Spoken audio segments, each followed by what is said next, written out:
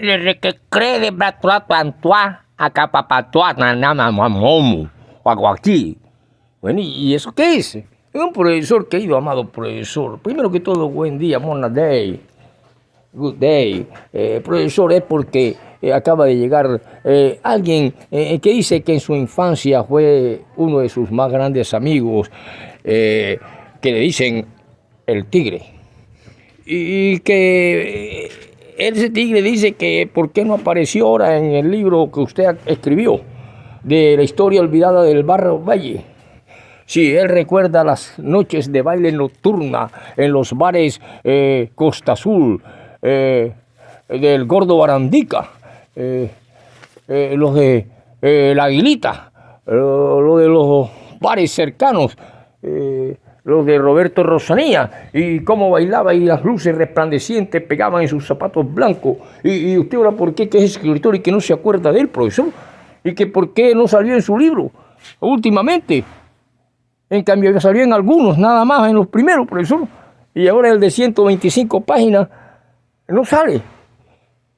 Y entonces se está diciendo algunas palabras que usted que le estaba enseñando en francés. Y que bueno, siéntese, querido estudiante. Yo le voy a explicar que ese gran amigo, el tigre, proviene de una extraña leyenda antigua. El tigre realmente se conoce como Román Ramírez,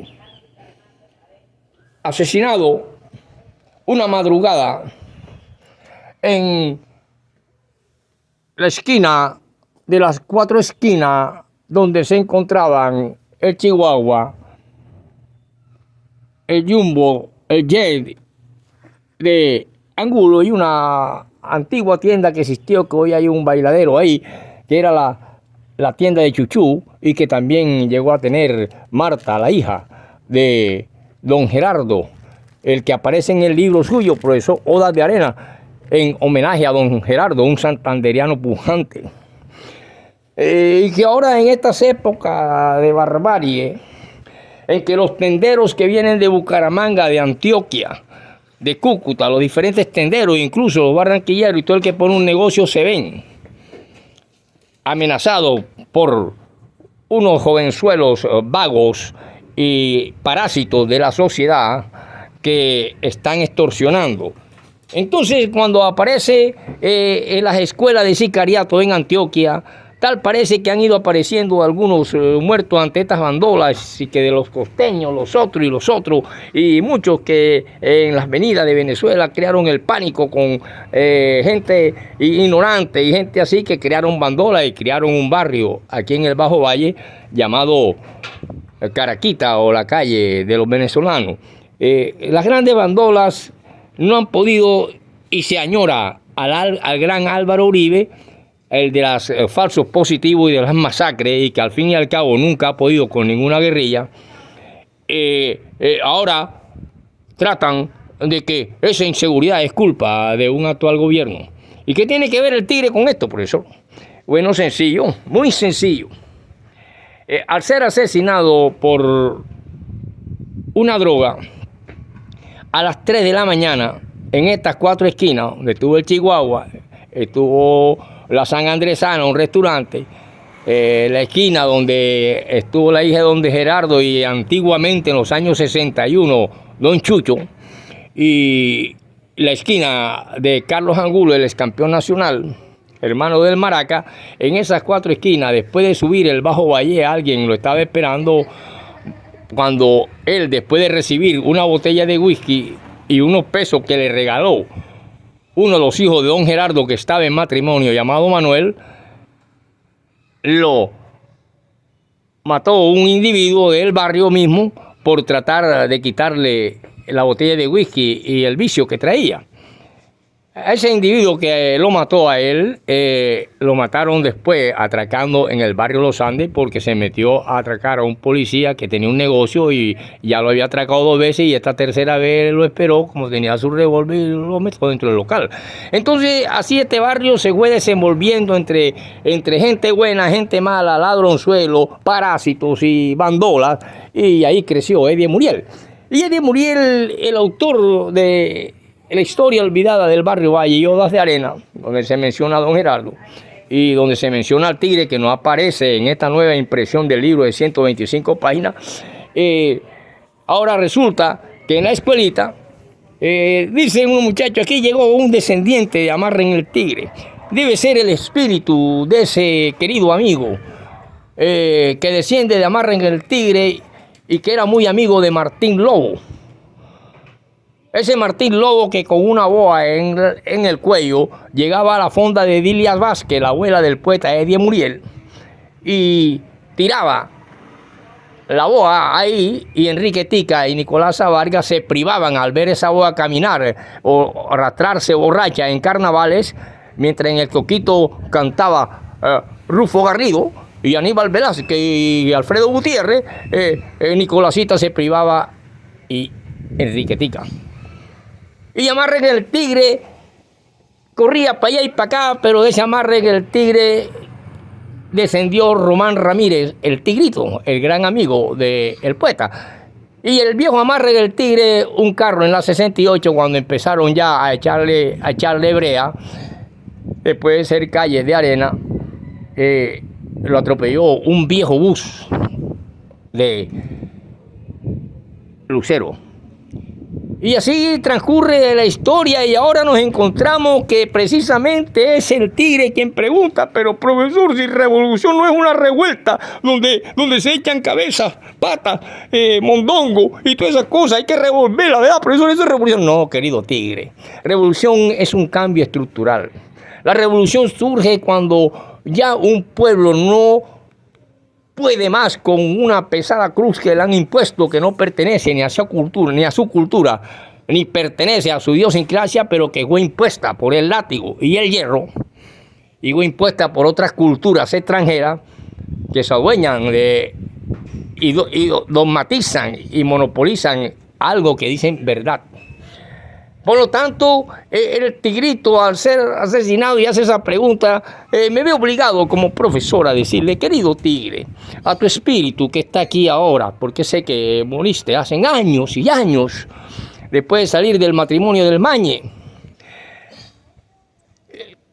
Tu revolución es todo cambio estructural cuando un pueblo no puede, y una revolución no es una guerra civil.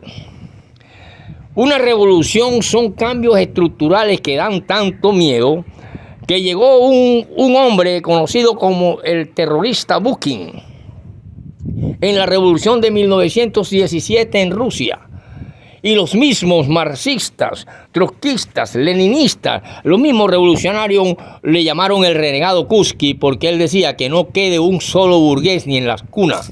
Y lo mismo piensan aquellos que siguen la doctrina de un Matarife, de un Álvaro Uribe, con sus ángeles sanguinarios como Macuso, los Pupos, los Tobar y toda esa bagatela de delincuentes que ha tenido Colombia, Pablo Escobar, que se creen dueños de vida y pueden hacer con los pueblos lo que quieran. Una revolución no son paños de agua tibia, ni reformista. Es cuando un pueblo se levanta, y lo mismo dijo Pancho Villa en las grandes contiendas contra los hacendados en México: meterse en las fincas, destruir, matar, asesinar. Aquí sería destruir todos los supermercados, atacar.